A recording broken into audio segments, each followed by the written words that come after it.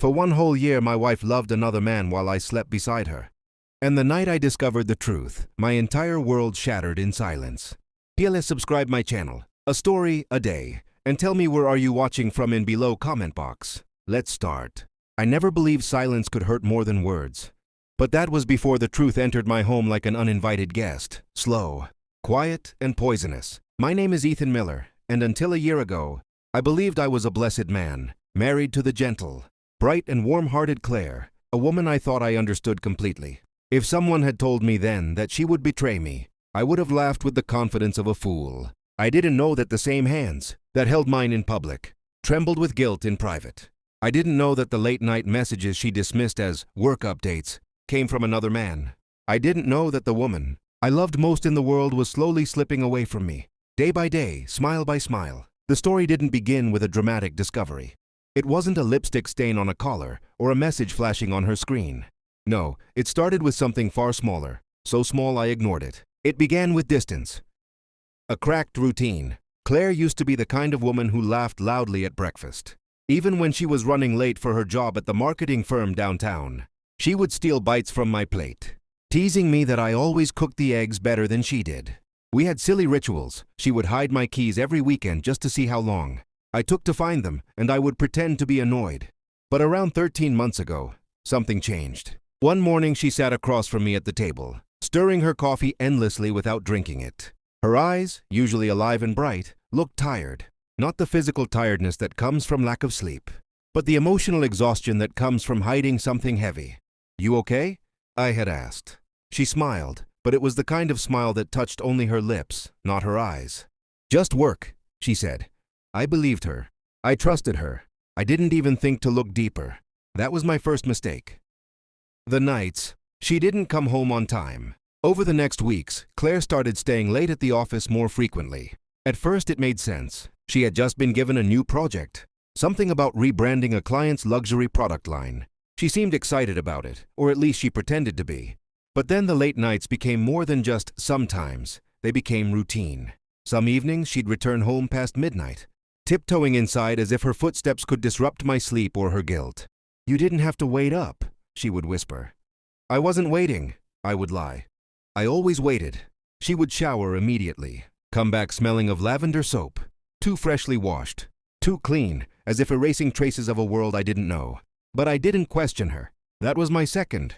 The shift in her touch. Claire had always been affectionate, touching my shoulder when she walked past me, brushing her fingers through my hair, hugging me from behind while I cooked. But slowly her touch changed. It became hesitant, cold, almost choreographed.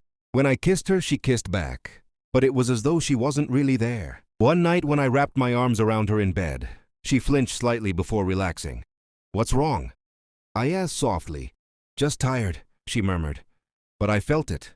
Her body didn't melt into mine the way it always had. It stayed tense, distant, guarded. That was when the fear began, not loud or dramatic, but quiet and crawling like a shadow under the door. A phone that never left her hand. Claire used to leave her phone anywhere, in the living room, on the kitchen counter, even in the laundry basket once. But suddenly she started taking it everywhere, even to the bathroom. She kept it face down and on silent, and any time it vibrated, she would glance at me quickly before checking it.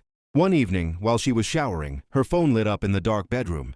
I didn't pick it up, but I saw the preview. Just a name. Daniel. I didn't know any Daniel in her life.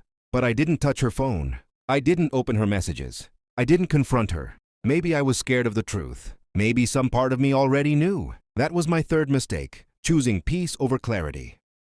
The day I heard her cry. It was a Sunday afternoon, warm and calm. I was in the living room watching an old documentary when I heard a soft, muffled sob from the balcony. Claire was sitting there, back turned, her shoulders shaking quietly. I rushed to her, knelt beside her, and touched her arm gently. "Claire, what happened?" She wiped her tears quickly. "Nothing, Ethan. Really, I'm just overwhelmed." "Talk to me," I insisted. "Whatever it is, we can handle it." She shook her head and buried her face in her hands. "You're too good to me," she whispered. I didn't understand the weight of those words then. Later I realized they weren't words of love. They were words of guilt. The distance became walls. Weeks passed, and Claire began avoiding conversations with me. She would stay in the bedroom with the door half closed, pretending to read. When I tried to talk to her, she would answer with short, tired responses. I suggested we take a vacation, just the two of us. She said she was too busy. I suggested therapy. She said we didn't need that. Nothing worked. She was slipping away from me like water through fingers, and I didn't know how to hold on. The first real sign. One night, while I was cooking dinner, Claire came home looking radiant. Her hair was styled differently, her lipstick new, and she smelled of a perfume she never wore around me. "You look beautiful," I said genuinely. She froze, her smile faltering, almost as if being complimented by me felt wrong. Before I could ask anything, she rushed to the bedroom. I should have followed. I should have asked, but I didn't. The evening that broke my blindness. The truth finally struck me one Thursday night. Claire's phone lit up again. But this time, it didn't just show Daniel. It showed a message preview. "Last night was incredible. I can't stop thinking about you." My entire body went cold. When she came out of the shower, wrapped in a towel, she saw the expression on my face, the pale shock, the trembling hands. "What happened?"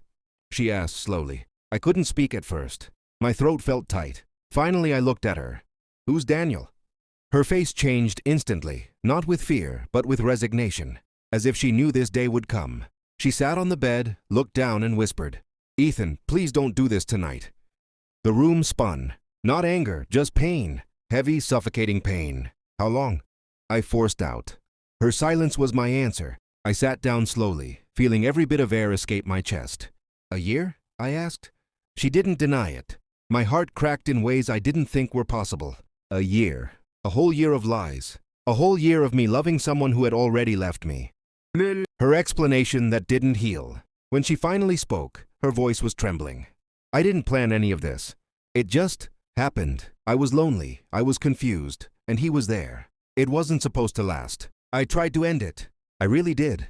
I listened, numb. Everything inside me felt empty. Why didn't you come to me?" I asked quietly. "Why didn't you tell me you were unhappy?" She looked at me with tears streaming down her cheeks. "Because I knew you'd try to fix it, and I didn't want you to fix me. I didn't want you to see how broken I'd become. I didn't know whether to scream or sit still or fall apart. I chose silence." The night we slept as strangers.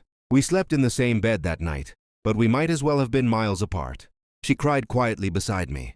I stared at the ceiling, feeling every second stretch into something unbearable. I wasn't angry then, just hurt, deeply, profoundly hurt. I didn't know whether our marriage had ended already, or if we were still holding on to the last thread. But I knew one thing, nothing would ever be the same again. The morning after, Claire left early, saying she needed space. She didn't pack a bag. She didn't take clothes. She just walked out, leaving me alone with a silence that felt heavier than her confession. I sat at the dining table, the same place where we had shared laughter, inside jokes, burnt pancakes, and morning kisses, and I broke down. Not loudly, not violently, just quietly, like a man grieving a death that hadn't happened yet.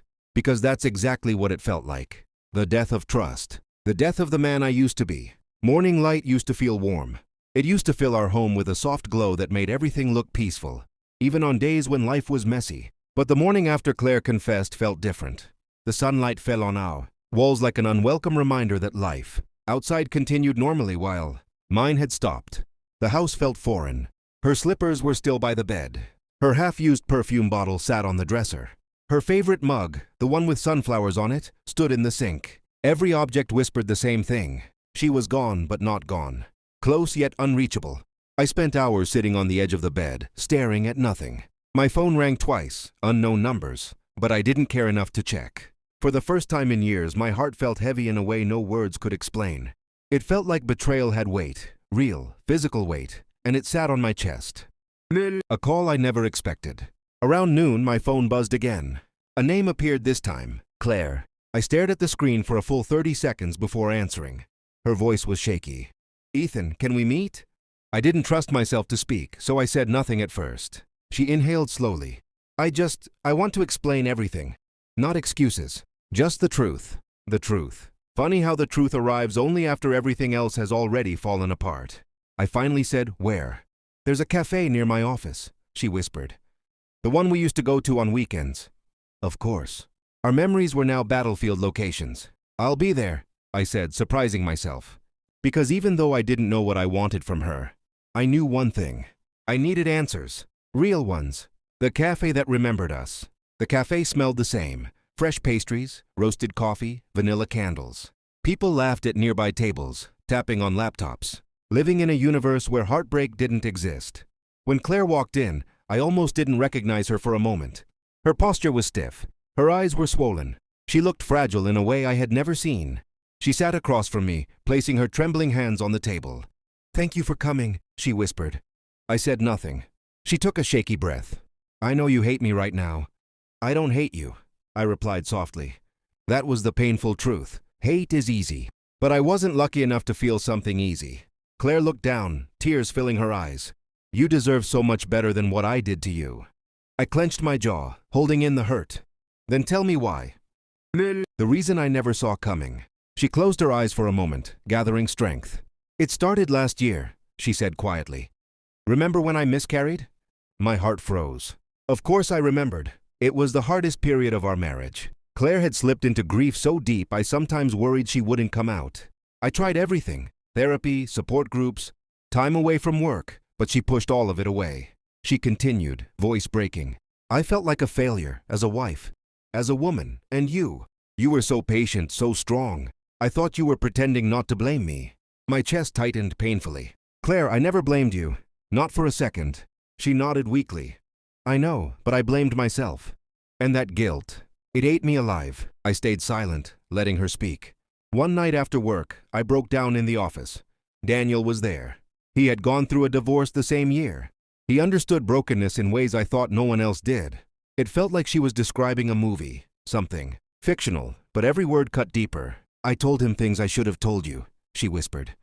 "And when he comforted me, I let it happen. I let everything happen." There it was, the moment the line was crossed. She wiped her cheeks with shaking fingers. I didn't love him, not truly. I loved the version of myself I felt when I was with him. Someone who wasn't grieving, someone who wasn't a disappointment. I swallowed hard. "And during that year, what were we?" She looked up at me with eyes full of 1,000 regrets. "You were my home. He was my escape. And I hated myself for needing both." The question that terrified me: "So do you still love him?" I finally asked. The cafe noise around us faded. The world seemed to hold its breath. Claire's answer came with raw honesty. "No." Her voice broke. "It ended months ago. I tried to stop. I tried to fix myself. But the guilt wouldn't let me look at you the same way. Every time you were kind, I felt like I didn't deserve you. So I distanced myself. I hid. I lied. Not because I didn't love you, but because I didn't know how to forgive myself." She leaned forward, tears running freely. "Ethan, I never stopped loving you. Not even for a moment. If she had screamed, it would have hurt less. But soft truths are sometimes the sharpest." My heart didn't know what to do. I exhaled slowly, trying to untangle the whirlwind inside me. "I trusted you," I said quietly. My voice cracked on the last word. Claire nodded, crying harder. "I know, and I'm so sorry. I can't undo anything. I can only tell you I regret every second of it." Silence settled between us, heavy but necessary. Then she said something unexpected. "If you want a divorce, I won't fight. I won't ask for anything. I won't blame you." The word divorce hit me harder than her confession. Divorce meant the end, not just of the marriage, but of the little world we had built together, brick by brick, year by year. Was I ready to let that go? The truth was, I didn't know. I didn't know anything anymore. Space or an ending? "I need time," I said finally. Claire nodded.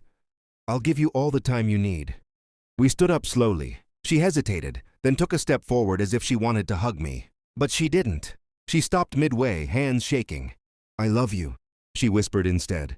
I didn't say it back. Not because I didn't feel it, but because the words were buried under too much pain. She left the cafe with slow steps, glancing back once with eyes full of heartbreak. I sat down again after she left, staring at the empty chair in front of me. The person who had filled my life was now a stranger I had to relearn or let go. A home that no longer felt like one. When I reached home, the walls felt colder. I walked through the rooms slowly, observing every memory carved into them. The kitchen where she danced barefoot. The couch where she and I watched old movies. The balcony where she cried alone while I sat in the next room, clueless. Suddenly I was angry, not screaming, not destructive, but the quiet anger of a man who realizes he was living a lie long before he knew it.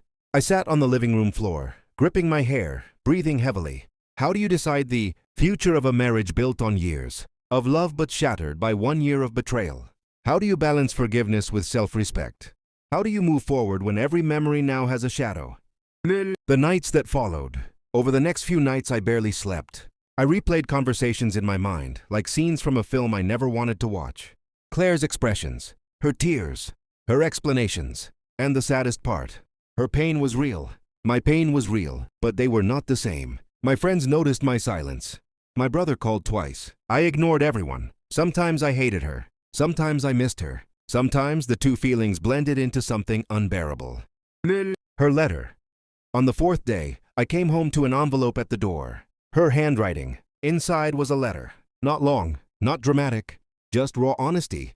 She wrote, "I don't deserve forgiveness, but I hope one day you forgive yourself for the things you think you should have seen, for the pain you didn't deserve.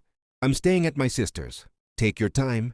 I'll wait, not because I expect you to come back to me, but because I owe you the patience you always gave me." I read the letter twice, then again and again. For the first time, I realized Claire wasn't asking for a second chance. She was asking for the chance to be better, even if that meant losing me. Thanks for watching.